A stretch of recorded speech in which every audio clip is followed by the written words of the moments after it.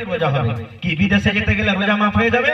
আল্লাহর কোরআন বলছেন কি, এই দুনিয়ার মানুষ ফামান শাহিদা মিনকুমুশ শাহরা ফালিয়াসুমহু, আল্লাহ রাব্বুল আলামিন বলেন, হে দুনিয়ার মানুষ রে, ফামান শাহিদা, তোমাদের মধ্যে যে রমজান মাসটাকে পেয়ে যাবে, রোজার মাসটাকে পেয়ে যাবে, ফালিয়াসুমহু, যেন সেই রোজার মাসে রোজা রাখে।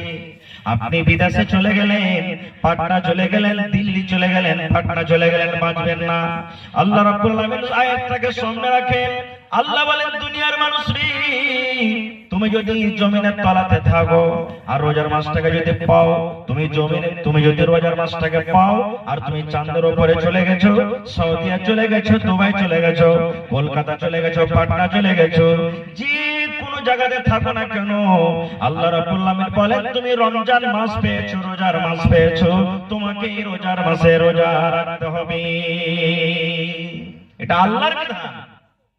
তবে হ্যাঁ, কিছু মানুষ আছে যে আল্লাহ তাবারক ওয়া তাআলা এই মাসটাতে আল্লাহ তাবারক ওয়া তাআলা তাকে ছাড় দিয়েছেন, আমি পরে বলবো। তবে জানতে হবে রোজা কাকে বলে। রোজা কি জিনিস? তিনটা জিনিস থেকে বেঁচে থাকার নাম হলো কি রোজা। কয়টা জিনিস আছে? মেলায় কিছু, তবে মোটামুটি তিনটা জিনিস থেকে বাঁচার নাম হলো রোজা। একটা খানা, একটা পানি, আর একটা হলো কি বিবি। একটা খানা, একটা পানি, আর একটা হলো কি বিবি। সুবহে সাদিক থেকে নিয়ে ইফতারি করা পর্যন্ত সূর্য